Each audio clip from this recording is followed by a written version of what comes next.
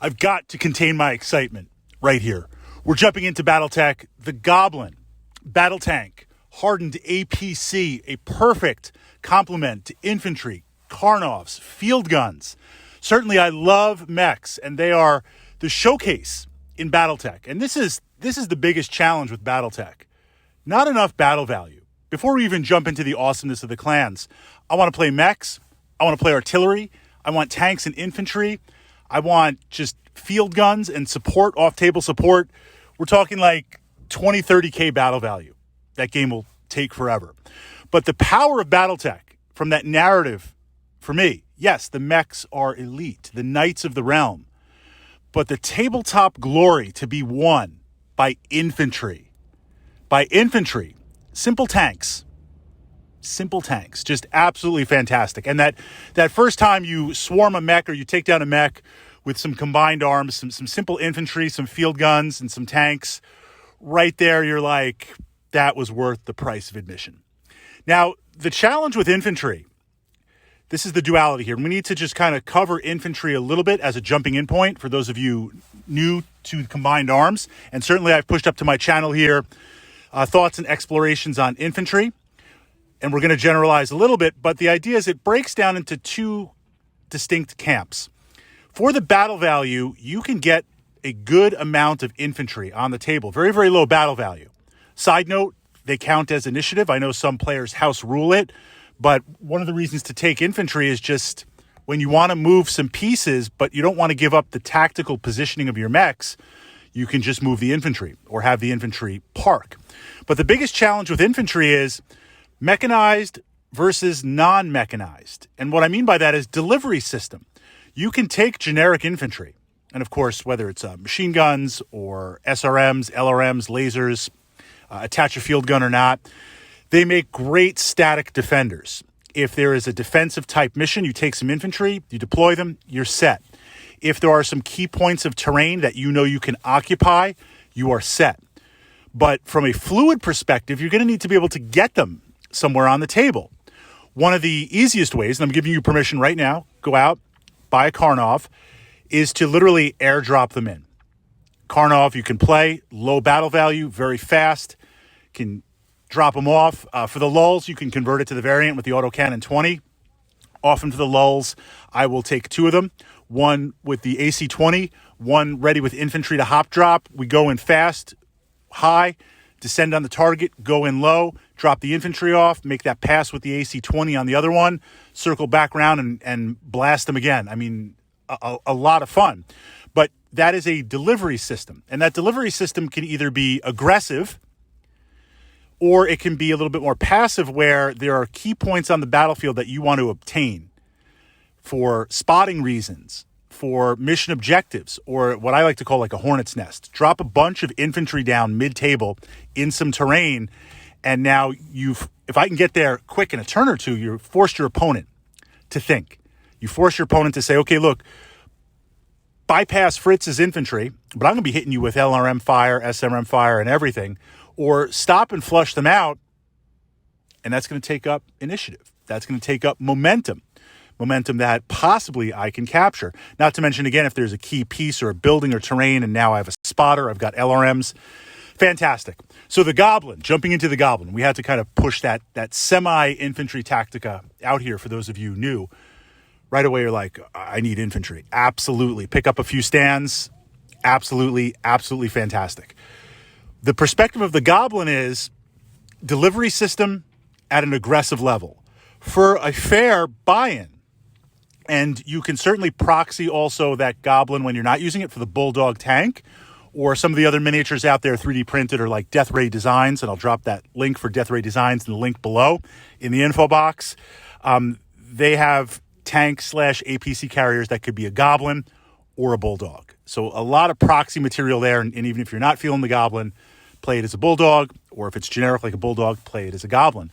Essentially, this is a battle tank that is well armored, a little bit underpowered in terms of weapons. And I don't mean that as a criticism for the tonnage because it has that removed. It's going to carry infantry. This is not an infantry fighting vehicle. This is a fighting vehicle for both infantry support and mech support.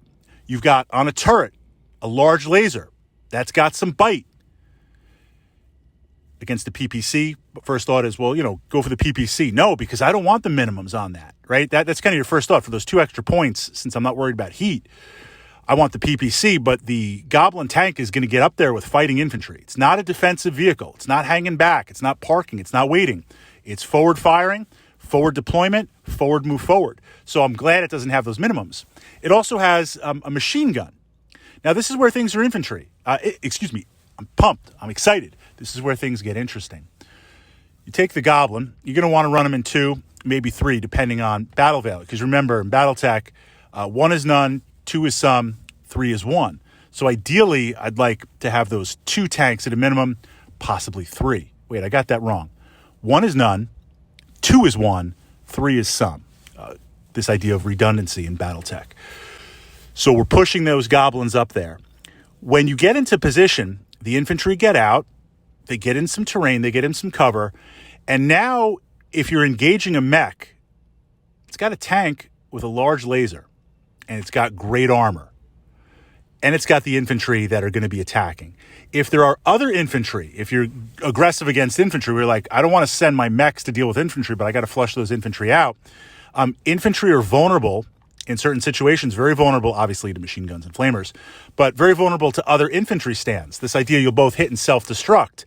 Well, if I roll up there with my Goblin tank, my infantry get out, I machine gun you with the Goblin tank. My infantry can possibly engage another target, especially if it's a target of opportunity. Imagine if you're not even an assault or a heavy mech. If you're a medium mech and you've got some internal damage and there's some ammo in there, if I roll up with that infantry, I could have the Goblin tank deal with your infantry, soak that. I mean, I could primary mech with the large laser, secondary with the machine guns, depending on where we are and if we're playing with the advanced rules. But more importantly, my infantry can now engage your mech that's up there. The spread of how infantry work, it's just a large enough group that you don't know. I might get lucky. There might be some interesting tactica happening there. So from that perspective, if we're going combined arms, I tend to break it down into 3 categories. Tanks, and this is where tanks can be light tanks, just like super budget light Scorpion, all the way up to 100-ton behemoth tank, the range of battle value. So we've got tanks. Then we have support. Support being field guns, AC-5s, AC-10s, could be, long tom artillery support. Oh man, I'm spacing on that. Is it the It's the Thumper. I was going to say the Tarantula. That's Warhammer 40K. You've got the Thumper field gun. So there's field gun options there, whether they are artillery, towed, deployed, or mechanized. And then you've got infantry options. And for the infantry, you want the Goblins. You want the Karnovs, and you want stands of infantry that you can break down. And you could always proxy regular infantry and call them jump infantry. And certainly there are jump infantry models out there if you want kind of that middle ground. But I tend to go for the battle value and the tactical flexibility. I very rarely play jump infantry. Unless it's a super low battle value game and I got to stretch multiple bases to cover. Usually it's dug-in infantry if I know it's going to be defensive, or most of the time, or always, it's going to be Goblins and Karnovs with infantry. Side note, if you're building a nice little fire base, and I scale this up on the battle value, LRM lances, I take 2 longbows, put those 2 longbows there. I take some LRM carriers, I park those there. We've got real-time hundreds and hundreds of LRM missiles coming at you. Karnovs drop off infantry, Goblins pushing forward. I've got spotters. I'm going to hit you indirect anywhere you are. If I can get towards the forward middle of the map with that team, my LRM mechs and carriers, I'm just going to radiate out and blast anything. Now, you can't let that happen. You're going to have to send something there. So I need a blocker. And the blocker battle value, it's a Warhammer. I love the Warhammer. It could be a T-Bolt. It could be a pair of Demolisher tanks. Got to navigate past those autocannon 20s. It's on a turret. Even if you immobilize me, I'm in the game. And I don't have to worry as much about the range of the autocannon 20s because you're coming to me. It's like that radius, that zone of death. But and those, what I take exactly scales up and down, depending on battle value. Sometimes it's the Jaeger mech, sometimes it's Rifleman. We can scale up and down. But I will always take for the battle value 2 to 4 infantry stands, deploy them on the flanks, LRM infantry, just to chase off pesky Jenners and Wasps and various bug mechs that were trying to make an end run and disrupt my little LRM firebase there. For the battle value, it's crazy fantastic. It's crazy fantastic. So even from that perspective, having regular infantry, absolutely important. But the Goblin, excellent.